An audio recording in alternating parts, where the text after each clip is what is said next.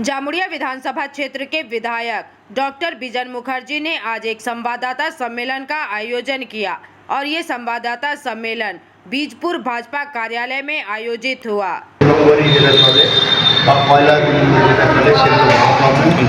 बाकी রাস্তাঘাট তো আমি এক এক করে আপনাদেরকে বলি। জলের জন্য যেটা আছে জামুড়িয়াতে আমাদের জলের ভান্ডার রয়েছে, কিন্তু দোষারোপের মধ্য দিয়ে না যেও এটুকু বলতে পারি একটু নিষ্ক্রিয়তা হয়েছিল বিগত সরকারের থেকে। আমি দুটো আপনার ডিপিআর প্রজেক্ট বলা হয়, ডিটেল প্রজেক্ট রিপোর্ট, একটা হচ্ছে জামুড়িয়ার আপনার চাঁদার এই দিক দিয়ে যাতে পাইপলাইন, আপনার অনেকে যারা যাতায়াত করছেন তারা দেখতে পারবেন যে একটা পাইপলাইন কাজ শুরু করা হয়েছে এবং আমার চেষ্টা আছে পুরো জামুড়িয়া বিধানসভাতে যাতে জলকষ্ট বা দুর্গা পূজাতে আমরা শেষ করতে পারি। তার জন্য একটা অমৃত 2 প্রজেক্টকে যত জলদি এগিয়ে নিয়ে যাওয়া যায় তার জন্য একটা কাজ, এবং তার যেখান থেকে জল ভান্ডার রয়েছে সেখানকার জল টেস্টিং করতেও পাঠানো হয়েছে যাতে সেখানকার জল কতটা পরিশুদ্ধ বা ভালো সেটা পাওয়া যায়। 2 নম্বর হচ্ছে আরেকটা পার্ট, সেটা হচ্ছে জামুড়িয়ার গ্রামীণ এরিয়া, সেখানকারও ডিটেল প্রজেক্ট রিপোর্ট এবং জলের রিপোর্ট আমার কাছে রয়েছে। এবারে সেটা নিয়ে আমরা যত জলদি অগ্রসর হতে পারবো এবং ফিনান্স থেকে আপনার টাকা বের করতে পারবো, কাজটা আমার তত জলদি শেষ হবে। যেহেতু মন্ত্রিসভা জাস্ট এই আপনার 2-1 দিন আগেই গঠিত হয়েছে এবং মন্ত্রীরা এখনও চার্জ নিয়ে সেরকম করে সরবরাহ হননি, সেই জন্য প্রজেক্টটাতে হয়তো একটু দেরি হচ্ছে। এই জলের যে প্রবলেমটা নিয়ে আমি এতদিন বলেছিলাম সেটা নিয়ে আমি ভাড়াঘাটা শুরু করবো আবার, এবং বিধানসভায় যিনি আমাদের রাজ্যে যিনি মন্ত্রী আছেন তাকে আমি নিঃসন্দেহে এই ব্যাপারে অবগত করবো এবং ফাইলটা দ্রুত যাতে সই করে ফিনান্স থেকে আমাদের টাকা রিলিজ করা যায়, বা বাজেট অধিবেশনে যেটা আছে অলরেডি আমি বাজেটে আমার এই টাকাটাকে ইনক্লুড করা করেছি যে এই টাকাটা যাতে আমরা পাই সেটার একটা আমরা চেষ্টা করছি। 1 নম্বর। 2 নম্বর হচ্ছে অনেকের মনে সন্দেহ জাগছে বা অনেকে ফেসবুকে দেখলাম কমেন্ট করছেন যে বালি নিয়ে, তো এটুকু আপনাদেরকে আশ্বস্ত করতে পারি বিগত সরকারের ন্যায় এই সরকার কিন্তু 2 নম্বরে বালি চলতে দেবে না।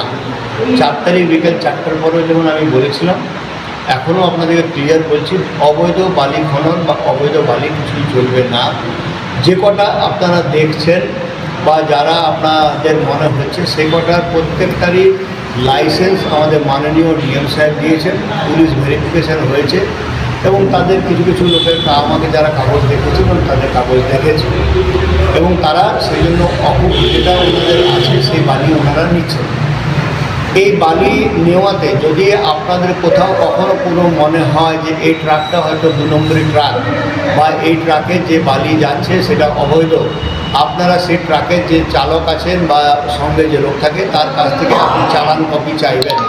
যদি চালান কপি সে দেখাতে পারে আপনি জানুন সে ট্রাক বন্ধ। কারণ আমি পুলিশকেও জিজ্ঞাসা করেছিলাম, তো পুলিশও আমাকে বললেন যে স্যার চালান এখন আর 2 নম্বরই করা যাবে না, সেজন্য প্রত্যেকের কাছে আশা করা যায় বৈধ চালানই থাকবে। বাকি রইল আপনার কয়লা, আশা করি আপনারা নিঃসন্দেহে আছেন যে কয়লা এখানে বন্ধ আছে। এবারে যেটা আরেকটা রইল ব্যাপার, সেটা হচ্ছে দূষণ নিয়ে আমি অনেকের সঙ্গে আপনার অনেক কোম্পানির সঙ্গে কথা বলছি, সবাই হ্যাঁ হ্যাঁ করছি, আমাদের মেশিন চালু আছে, কিন্তু কতটা তারা কাজ করছে আমারও সেটা নিয়ে সত্যি কথা বলতে সন্দেহ আছে।